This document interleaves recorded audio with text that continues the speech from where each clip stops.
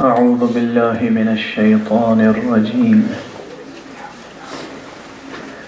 بسم الله الرحمن الرحيم.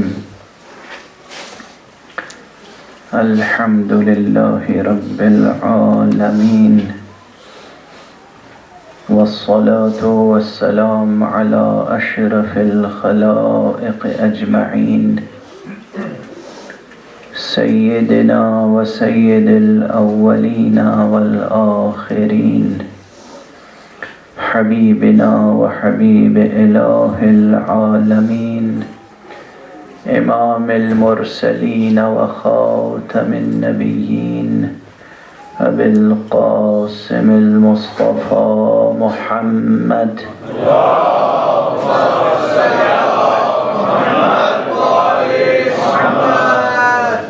وعلى أهل بيته الطيبين الطاهرين الهداة المهديين المعصومين المظلومين، واللعنة الدائمة على أعداء الدين أجمعين. أما بعد، فقد قال الله تعالى عز اسمه في محكم كتابه ومتقن خطابه. بسم الله الرحمن الرحيم. يا أيها الناس اعبدوا ربكم الذي خلقكم والذين من قبلكم لعلكم تتقون. صدق الله العلي العظيم.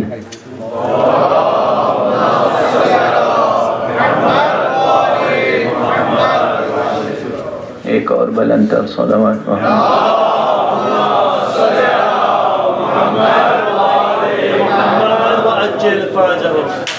ماہ مبارک رمضان ہے، شبۂ قدر کا آغاز ہے، اور پھر مناسبت ذکر قرآن ناطق علی ابن ابی طالب کی ہے۔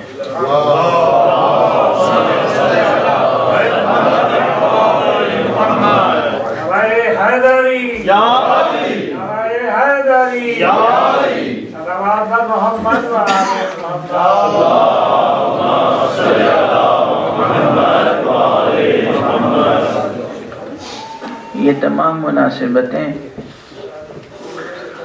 ہمیں ذہنی طور پر اور قلبی طور پر آمادہ کرتی ہیں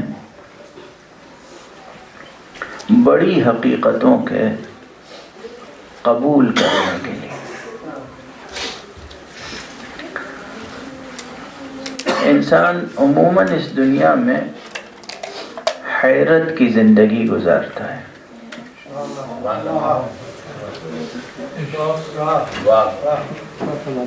عموماً یہ دنیا کچھ لوگوں کے لیے دار غفرت ہے، اور کچھ لوگوں کے لیے یہ دنیا دار حیرت ہے۔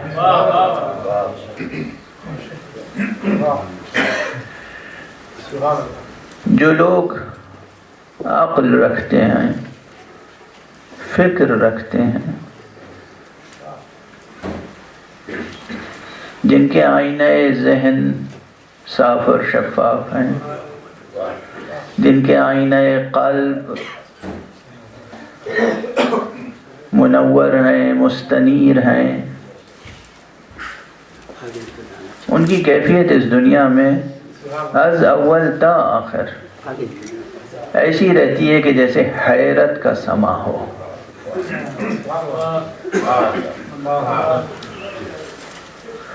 لیکن یہ یاد رکھیے کہ غفلت ہو یا حیرت، دونوں کے دور کرنے کا نسخہ صرف اور صرف ایک ہے، اور وہ ہے کشف حقیقت۔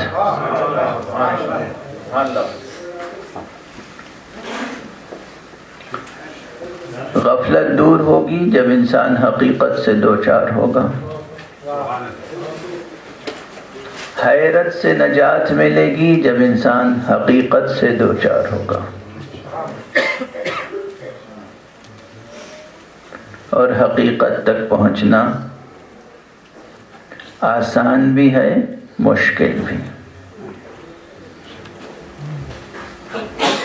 جان بوجھ کر اگر یہ انسان علم کے دروازے پہ دستک نہ دے تو مشکل ہی مشکل ہے،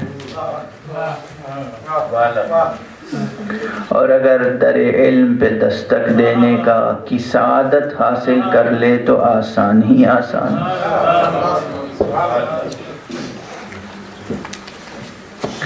قرآن حکیم جو اس ماہ مبارک رمضان ہی میں نازل ہوا،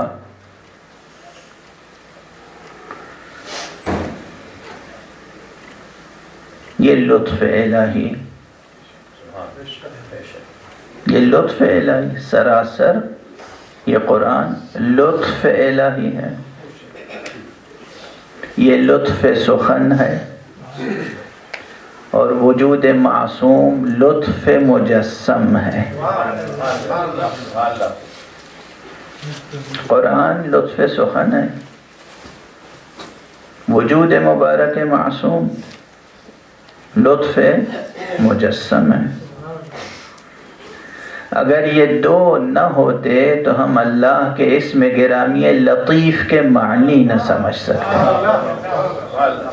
کس اعتبار سے اللہ کو لطیف کہا گیا ہے، کس اعتبار سے اس نے اپنا نام لطیف رکھا ہے۔ وہ رب رحیم، وہ رب رؤوف، وہ رب ودود، وہ رب لطیف۔ اس نے قرآن مجید نازل کیا۔ پروردگار آپ حضرات کو سعادت عطا فرمائے کہ اس ماہ مبارک رمضان میں قرآن مجید توجہ سے پڑھیں، اور کم از کم ایک قرآن مجید ختم کریں۔ یہ قرآن، یہ دو اصطلاحیں بہت عام ہیں ہمارے آپ کے درمیان۔ یہ قرآن، ہم اسے قرآن صامت کہتے ہیں، اگرچہ اسی قرآن کو قرآن ناطق بھی کہا گیا ہے، اسی قرآن کو قرآن ناطق بھی کہا گیا ہے، لیکن عموماً یہ قرآن قرآن صامت کی حیثیت سے پہچانا جاتا ہے۔ اور اس کے ساتھ ساتھ قرآن ناطق، جب یہ لفظ استعمال ہوتا ہے، قرآن ناطق کی ترکیب ہماری زبان پر جاری ہوتی ہے، یا ہماری سماعتوں تک آتی ہے، یا ہمارے ذہن میں آتی ہے ترکیب، تو خدا کی قسم، قرآن اور خطیب قرآن دونوں کی قسم، محمد عربی صلی اللہ علیہ وآلہ وسلم کی قسم، جب قرآن ناطق کی اصطلاح زبان پر آتی ہے تو سب سے پہلے ذہن میں تصور علی ابن ابی طالب،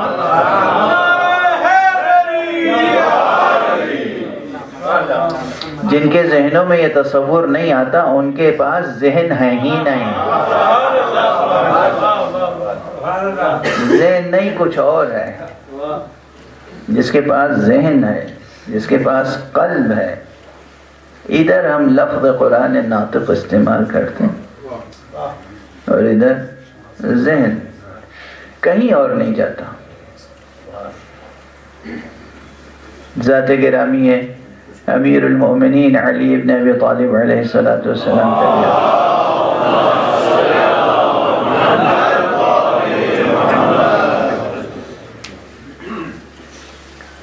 اب یہ اس سے قبل میں نے کسی ایک تقریر میں اسی UK میں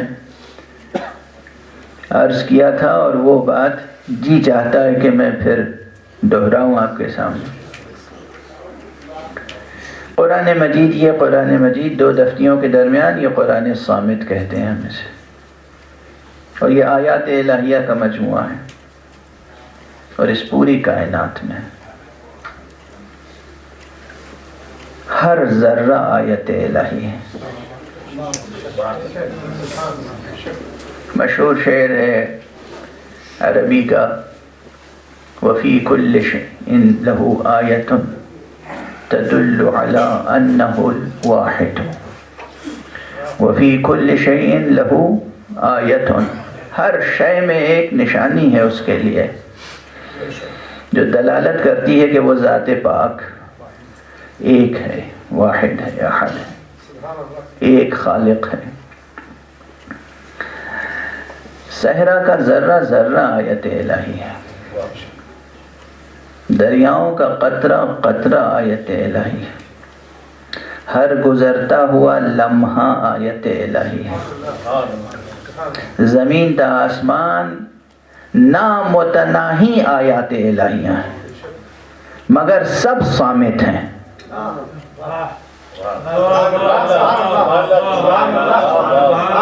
یا ساکت ہیں یا صامت ہیں۔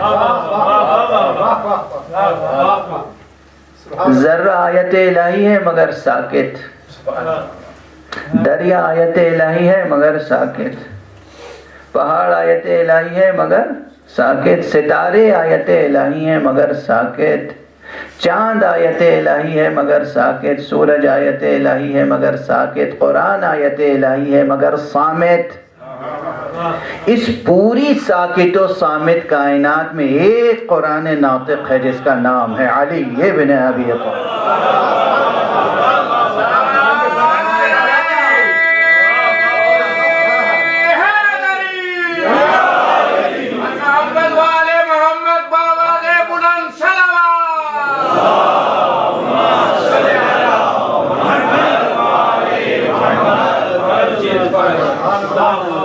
اچھا، کسی کو حق پہنچتا ہے کہ وہ کہے کہ آپ اپنی عقیدت مندی کا اظہار کر رہے ہیں، خطابت ہے، شاعری ہے، اس میں گہرائی کیا ہے؟ اس میں حکیمانہ پہلو کیا ہے؟ اس میں فلسفیانہ پہلو کیا ہے؟ بات بہت سامنے کی ہے، ہر شے آیت الہی ہے نا۔ تو اس کائنات کا مطالعہ کرنے والے بڑے بڑے سائنسداں کائنات کا مطالعہ کرنے کے باوجود، اس میں انتہائی حکیمانہ نظم و ضبط دیکھنے کے باوجود خدا کے قائل کیوں نہیں ہوتے؟ سب کو نہیں کہہ رہا ہوں، لیکن بہت سے ایسے ہیں جو منکر کے منکر رہتے ہیں۔ یعنی زمین آیت الہی ہے مگر اس کو روندنے کے باوجود خدا کے منکر رہتے ہیں، فضا آیت الہی ہے مگر اس میں پرواز کرنے کے باوجود خدا کے منکر رہتے ہیں، ستاروں کا مطالعہ کرنے کے باوجود خدا کے منکر رہتے ہیں، سیاروں تک پہنچنے کے باوجود خدا کے منکر رہتے ہیں۔ اس لیے منکر رہتے ہیں کہ یہ سب آیتیں صامت ہیں، ساکت ہیں۔ یہی فرق ہے ان آیتوں میں اور علی ابن ابی طالب میں۔ علی کے سامنے آ کر کوئی خدا کا منکر نہیں رہ سکتا۔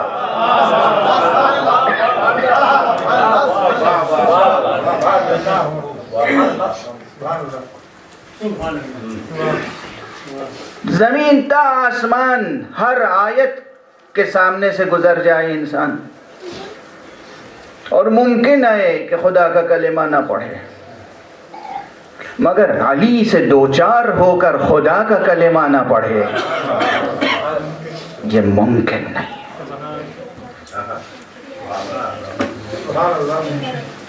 ہاں، یہ ضرور ہے کیونکہ آج خاص مناسبت ہے ذکر مولا کائنات کی، اس لیے میں مرتکز کر رہا ہوں گفتگو آپ کی ذات پاک پر، ورنہ خود ذات گرامی مصطفیٰ صلی اللہ علیہ وآلہ وسلم بلا شک و بلا شبہ قرآن ناطق ہے، اور ان کی ذریت سے ہونے والے ائمہ اہل بیت، ائمہ دین، ائمہ اسلام، ائمہ انسانیت، بلا شبہ ان میں سے ہر ایک قرآن ناطق ہے۔ مصطفیٰ قرآن ناطق ہیں، مرتضیٰ قرآن ناطق ہیں، حسن مجتبیٰ قرآن ناطق ہیں، حسین قرآن ناطق ہیں، جناب سیدہ زہرا قرآن ناطق ہیں،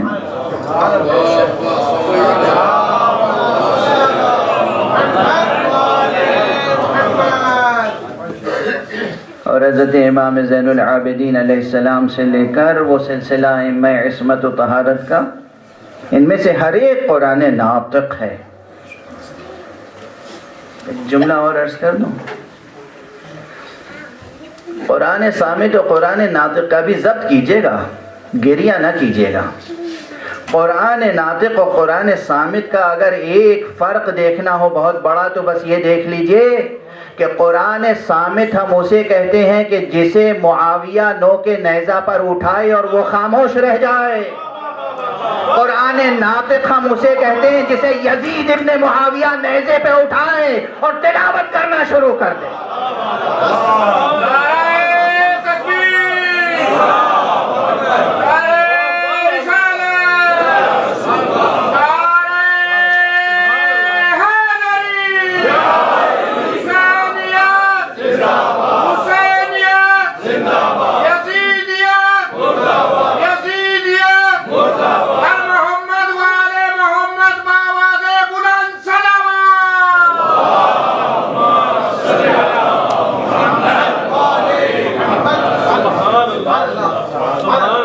آپ ان ترکیبوں کو صرف شاعرانہ ترکیبیں سمجھتے ہیں، تاریخ گواہ ہے، روایتیں گواہ ہیں، زمین و آسمان گواہ ہے۔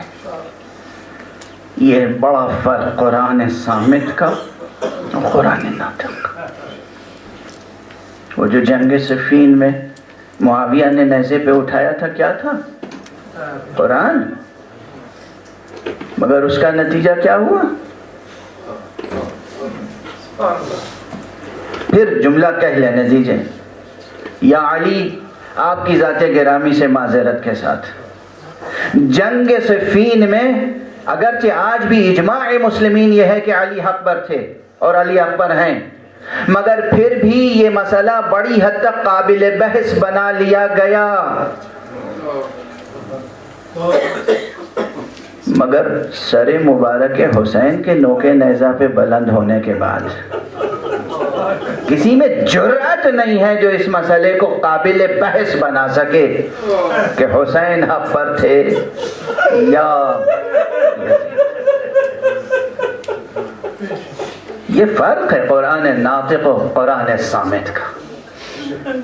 ضبط کریں، چند فقرے پڑھ لینے دیں، گریہ کرنا ہے ہمیں بھی، آپ کو بھی ماتم کرنا ہے، مگر یہ چیزیں اساسی ہیں۔ دیکھیے عزیزان گرامی، ہوتا یہ ہے کہ یہ جو مجمع آتا ہے، مجلس میں جو آپ حضرات تشریف لاتے ہیں، زندگی کے مختلف شعبوں سے جڑے ہوئے لوگ ہیں، کوئی مزدور ہے، کوئی بزنس مین ہے، کوئی علم کے کسی شعبے سے وابستہ ہے، کوئی کسی شعبے سے وابستہ ہے۔ دین اور دین کے بنیادی مصادر، بنیادی منابع، دین کے بنیادی مآخذ، قرآن، حدیث، سنت، عربی زبان، تاریخ، ان سب سے ہر ایک واقف نہیں، اکثریت واقف نہیں۔ اس لیے منبر پر آنے والے بزرگوں نے جو یہ اصطلاحیں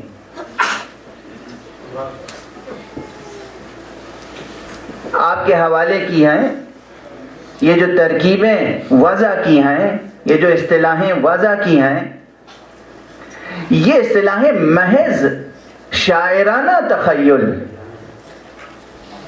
یا خطیبانہ مبالغوں پہ مبنی نہیں ہے۔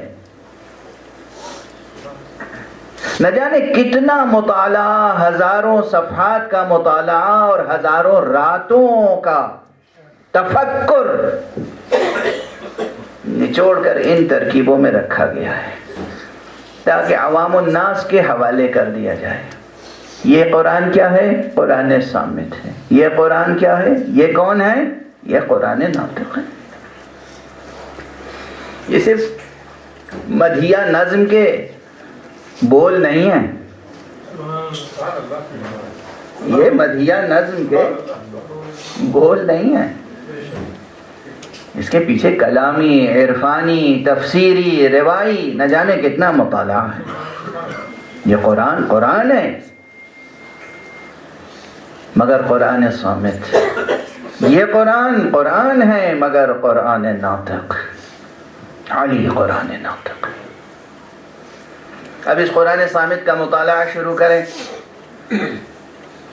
تو آپ سورہ مبارکہ فاتحہ کے بعد جو اسلوب دعا میں ہے، اگرچہ کل قرآن اس میں ہے موجود، لیکن پھر سورہ بقرہ شروع ہوتا ہے، اور سورہ بقرہ میں بعض تمہیدی مطالب کے بعد پہلا امر، اگر فقہی نقطہ نظر سے قرآن مجید کا مطالعہ کریں، فقیہ کا کام کیا ہے؟ اوامر الہیہ کی جستجو، نواہی الہیہ کی جستجو، کن چیزوں کا حق سبحانہ و تعالی نے امر فرمایا ہے، حکم دیا ہے، اور کن چیزوں سے اللہ سبحانہ و تعالی نے منع فرمایا ہے، یہ کرو یہ نہ کرو۔ فقیہ کا پہلا کام یہ ہے کہ وہ یہ جستجو کرے کہ قرآن میں اوامر کتنے ہیں، نواہی کتنے ہیں، کرو اور نہ کرو اس کی جستجو، خود اپنے نفس کے لیے اور امت کے لیے۔ جب اس نقطہ نظر سے قرآن مجید کا مطالعہ شروع کریں گے تو پہلی جو آیت، سب سے پہلی آیت جس میں امر ہے اور جامع ترین امر ہے، وہ یہ آیت ہے جو میں نے آج تلاوت کی آپ کے سامنے۔ یا ایھا الناس اعبدوا ربکم الذی خلقکم والذین من قبلکم لعلکم تتقون۔ اور خدا کی قسم اسی کو کہتے ہیں اعجاز قرآن، اسی کو کہتے ہیں اعجاز بلاغت۔ جو کچھ پورے قرآن میں اوامر و نواہی ہیں سب اس میں سمٹ کے آ گئے ہیں۔ اس ایک آیت کی شرح باقی تمام اوامر اور نواہی دونوں۔ یا ایھا الناس، یہ بھی توجہ طلب ہے، یا ایھا المسلمون نہیں، یا ایھا المؤمنون نہیں، یا ایھا الناس قرآن نے پہلے ہی بتا دیا تمام انسانوں سے اپیل ہے، ایک خاص نسل سے، ایک خاص گروہ سے نہیں ہے اپیل، ایک خاص زبان والوں سے اپیل نہیں۔ یا ایھا الناس، افسوس ہے کہ دامن وقت میں گنجائش بالکل نہیں ہے، گفتگو مکمل نہیں ہو پائے گی، لیکن بہرحال توجہ برقرار رکھیں، چند فقرے لے لیں، اس کے بعد سلسلے گفتگو کل اور پرسوں اس کے بعد جاری رہے گا انشاءاللہ۔ ایک صلوات پڑھتے ہیں محمد۔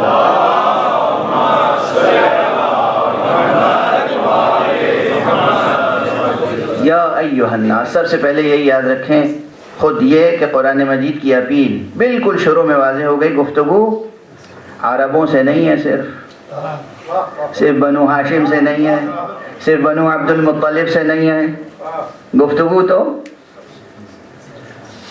الناس، تمام انسانوں سے۔ اور کیا گفتگو ہے، پیغام کیا ہے؟ جتنے اوامر ہیں وہ سب کہاں سمٹے ہوئے ہیں؟ یا ایھا الناس اعبدوا ربکم الذی خلقکم، عبادت کرو۔ ایک لفظ عبادت میں سب کچھ سمویا ہوا ہے۔ نماز پڑھو یعنی عبادت کرو، روزہ رکھو یعنی عبادت کرو، زکوٰۃ دو یعنی عبادت کرو، حج کرو یعنی عبادت کرو، جہاد کرو یعنی عبادت کرو۔ جتنے بھی زندگی کے پہلو ہیں وہ سب ایک لفظ اعبدو میں شامل ہیں۔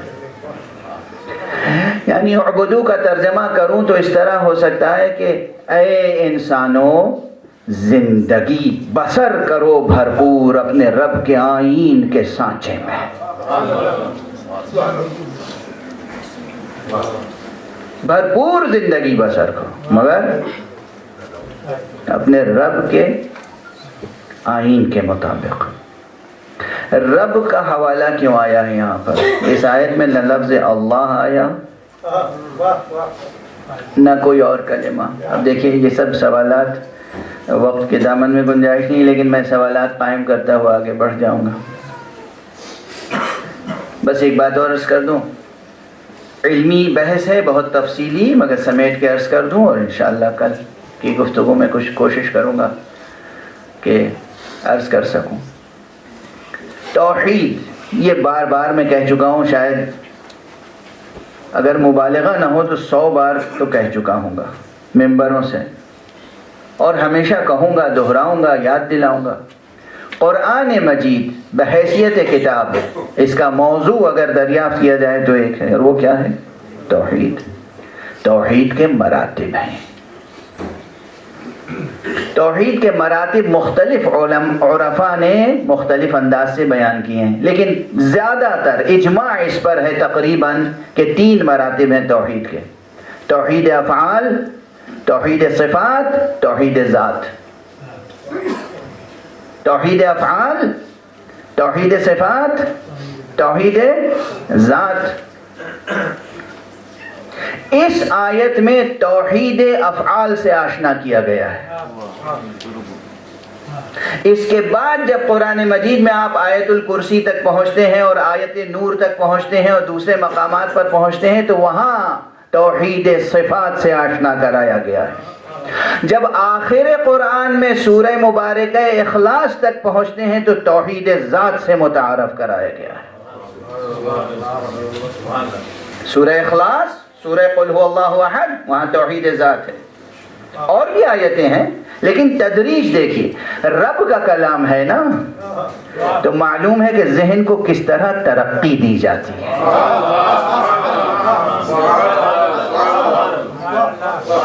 ذہن بشری کی پرورش کیسے کی جاتی ہے، ترقی کس طرح دی جاتی ہے، ذہن کو کس طرح اٹھایا جاتا ہے، کس طرح ایلیویٹ کیا جاتا ہے، کس طرح بلند کیا جاتا ہے، کس طرح مدارج اور معارج سے گزار کر کمال اور معراج کے درجے تک پہنچایا جاتا ہے.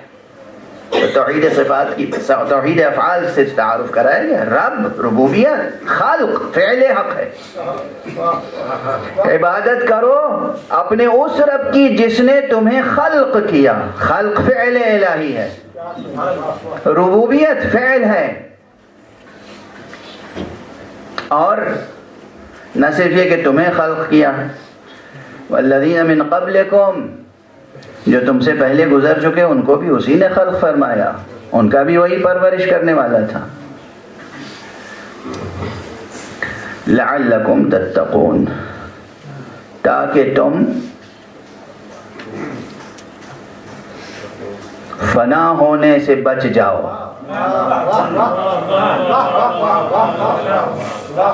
سنبھل کے ترجمہ کیجئے، رٹی ہوئی بات ہمیں پسند نہیں آتی ہے.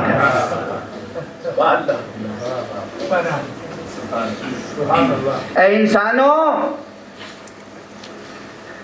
انسانوں، بندگی کرو اس پالنے والے کی جس نے تمہیں بھی پیدا کیا، تم سے پہلے والوں کو بھی پیدا کیا، تاکہ تم فنا ہونے سے بچ جاؤ. کیا عظیم پیغام ہے. تتقون یعنی بچ جاؤ. ایسا ترجمہ نہ کیجئے کہ جسے ہم کند ترجمہ کہتے ہیں. قرآن آیا ہے فنا ہونے سے بچانے کے لیے. قرآن آیا ہے فنا ہونے سے بچانے کے لیے. اور فنا ہونے سے بچاتا کس طرح سے ہے؟ وہ بچنے کا کیا تصور ہے ہمارے اور آپ کے ذہن میں؟ ایک حالت پہ باقی رہنا بقا نہیں، جمود ہے.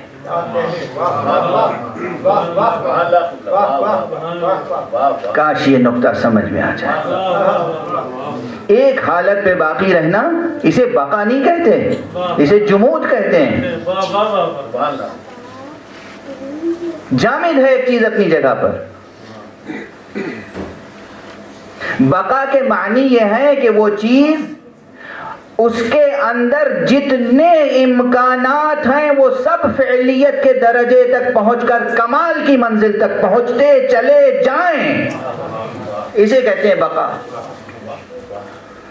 یعنی سفر نامتناہی ہے، متناہی سفر نہیں ہے.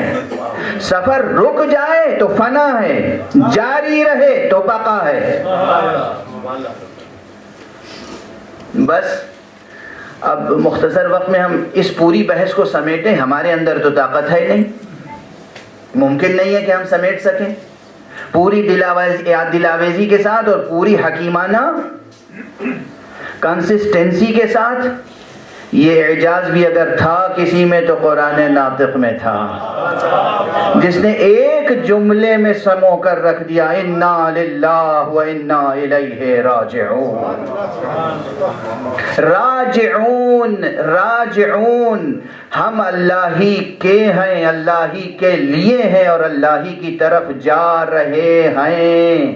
یہ جا رہے ہیں میں کہیں توقف نہیں آئے،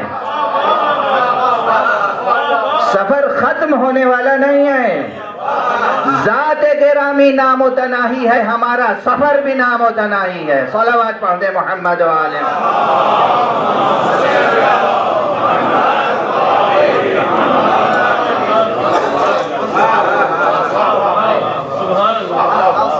کاش انسان ان مطالب کو سمجھتا۔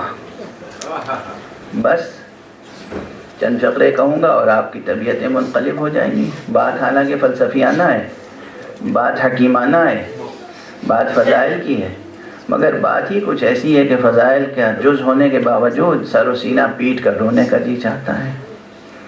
بقا کے کیا معنی ہے؟ ہماری یہ زبان باقی رہے یا نہ رہے، ہماری بات باقی رہ جائے۔ بقا کے معنی یہ ہے ہماری یہ جو چشم سر ہے باقی رہے یا نہ رہے، لیکن ہماری بینش باقی رہ جائے۔ بقا کے معنی یہ ہے کہ یہ ہمارا کاسہ سر باقی رہے یا نہ رہے، ہماری فکر زندہ رہ جائے۔ بقا کے معنی یہ ہے کہ یہ ہمارا سینہ باقی رہے یا نہ رہے، اس سینے میں یہ دل باقی رہے یا نہ رہے بظاہر، لیکن ہمارے دل کے جذبات باقی رہ جائیں، اس دل کی دھڑکنیں باقی رہ جائیں۔ یہ ہے بقا۔ اور اگر اسی کا نام بقا ہے تو باقی رہنے والے وہی ہیں کہ جو محراب عبادت میں ان کے سر مبارک پہ شمشیر لگ جائے تب بھی وہ کہیں فزت برب الکعبہ۔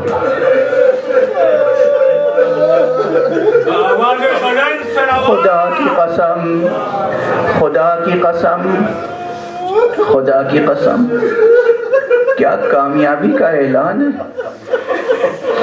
کیا بقا کا اعلان ہے۔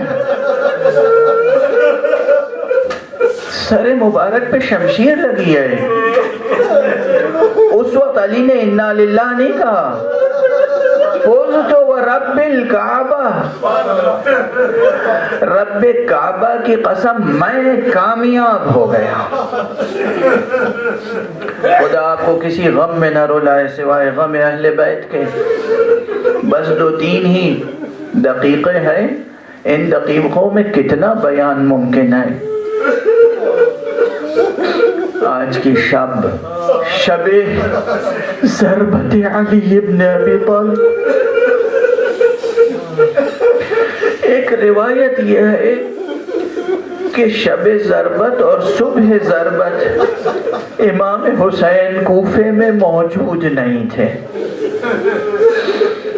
آپ انبار تشریف لے گئے تھے، کوفے سے کافی فاصلے پہ ایک شہر، اس لیے خود امیر المؤمنین نے یہ اہتمام فرمایا تھا، کہہ دیا تھا بیٹا حسن آج میں جاؤں گا، آج تم مسجد میں نہ آنا میرے ساتھ۔ توجہ فرما رہے میں کیا کہہ رہا؟ وقت کے دامن میں گنجائش نہیں ہے کہ میں اس نقطے کی تفصیل عرض کروں۔ یہی سبب ہے امر امام تھا، حسن مشتبہ گھر پہ تھے، مولا کائنات گھر سے نکلے اور کس انداز سے نکلے؟ یہ شب آپ ذکر میں بسر کریں گے، تلاوت قرآن کریں گے، یاد الہی میں بسر کریں گے۔ شب شبہائے قدر میں سے ایک ہے۔ علی نے یہ شب کیسے بسر کی تھی؟ ذکر الہی کے ساتھ ساتھ بار بار صحن خانہ میں آتے تھے، آسمان کی طرف نگاہ کرتے تھے اور کہتے تھے خدا کی قسم یہی وہ شب ہے جس کا مجھ سے میرے حبیب نے وعدہ کیا۔ خدا کی قسم یہی وہ شب ہے جس کا وعدہ مجھ سے میرے حبیب رسول خدا نے کیا تھا۔ کبھی شاید اسی منبر پر، اسی امام بارگاہ میں عرض کر چکا ہوں، علی کی نگاہ کو تو پہچانے، کسی شخص کو دیکھ کر پہچان لینا آسان ہے، لیکن رات کو پہچان لینا کہ ہاں یہی وہ رات ہے جس کا وعدہ کیا گیا تھا۔ علی کو کون سی نگاہ میسر تھی؟ بس آپ کی آواز گریہ بلند ہے، دامن وقت میں بالکل گنجائش نہیں آئے، لیکن میری سمجھ میں نہیں آ رہا ہے میں کون سا منظر ذکر کروں، کس منظر کا ذکر کروں، کس منظر کو چھوڑ دوں۔ آج کی شب جناب امیر المومنین اپنی بیٹی ام کلثوم کے مہمان تھے، آپ کے سنے ہوئے واقعات ہیں۔ بیٹی نے فرد محبت میں بابا کے سامنے جب افطار کے وقت دسترخوان لگایا تو ایک پیالہ دودھ بھی تھا، نمک تھا، اور امام کی اپنی پسندیدہ سوکھی روٹیاں۔ ایک مرتبہ جناب امیر المومنین نے بیٹی کی طرف دیکھا، کہا بیٹی کبھی دیکھا ہے کہ میرے دسترخوان پہ دو چیزیں ہوں۔ مولا علی کے سیرت نگاروں نے لکھا ہے کہ آپ روزانہ صرف 3 لقموں سے افطار کرتے تھے، اس سے زیادہ 3 لقمے، اور وہ 3 لقمے بھی بس روٹی اور نمک۔ بیٹی نے نمک اٹھانا چاہا تو کہا نہیں بیٹی دودھ اٹھا لو، نمک رہنے دو۔ پھر فرمایا میں چاہتا ہوں کہ اپنے رب کی بارگاہ میں پہنچوں تو میرا پیٹ خالی ہو۔ کیا جملہ ہے! بیٹی کے دل پہ یہ جملہ سن کے کیا قیامت گزر گئی۔ علی کو معلوم ہے، ام کلثوم کو کچھ نہیں معلوم ہے نا، ابھی زینب کو کچھ نہیں معلوم ہے، ابھی ام کلثوم کو کچھ نہیں معلوم ہے، ابھی کسی کو نہیں معلوم ہے یہ کون سی شب ہے۔ بس علی ہے، علی کا علم ہے، علی کے کانوں میں پیغمبر کی وصیتیں گونج رہی ہیں، بار بار مصلی سے اٹھتے ہیں، صحن میں آتے ہیں، آسمان کو دیکھتے ہیں، پھر مصلی پر آ کر بیٹھ جاتے ہیں۔ اسی کیفیت میں سحر ہوتی ہے، اور سحر کے وقت جب بیت الشرف سے نکلنا چاہتے ہیں تو ایک مرتبہ جناب ام کلثوم کہتی ہیں بابا آج آپ مسجد تشریف نہ لے جائیں۔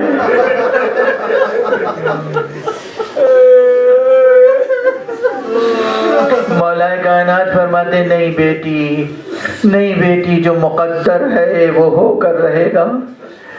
بیت الشرف سے نکلنا چاہتے ہیں، یہ بہت مشہور روایت ہے، علماء اہل سنت نے بھی لکھی ہے، میں نے اپنی آنکھوں سے متعدد کتابوں میں پڑھی ہے۔ کیا قیامت کی روایت ہے! گھر سے نکل رہے ہیں، گھر میں جو مرغابیاں پلی ہوئی ہیں وہ آگے بڑھ کے بلند آواز سے کچھ کہہ رہی ہیں اور اپنی منقاروں سے دامن ابا کو تھام لیتی ہیں۔ جناب ام کلثوم جدا کر رہی ہیں، وہ پھر دامن کو تھام لیتی ہیں، یہ جدا کر رہی ہیں، وہ پھر دامن کو تھام لیتی ہیں۔ امیر المومنین نے ایک مرتبہ کہا بیٹی یہ مجھ پر نوحہ کر رہی ہے۔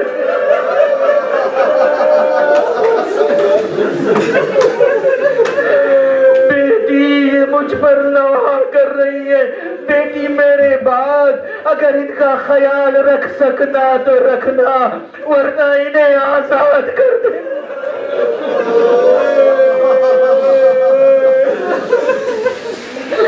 بس آخری جملہ کہہ لینے دیجئے، مجھے اندازہ ہے وقت گزر گیا، وقت گزر گیا، مگر ایک جملہ، چونکہ اس لمحے آقا حسین تشریف فرما بھی نہیں تھے، اس لیے میں یہ جملہ اس سے پہلے بھی کہتا رہا ہوں، پھر عرض کر رہا ہوں، میں سب سے زیادہ جناب امام حسن مجتبیٰ کا تصور کرتا ہوں، اور آقا حسین سے کہتا ہوں آقا حسین آپ نے کربلا میں زیر خنجر اپنا گلا رکھ دیا، آپ کا سر قلم ہو گیا، مگر آقا میری سمجھ میں نہیں آتا کس کے امتحان کو بڑا امتحان سمجھوں، خود اپنا گلا کٹا دینا شاید آسان ہو، مگر علی جیسے باپ کو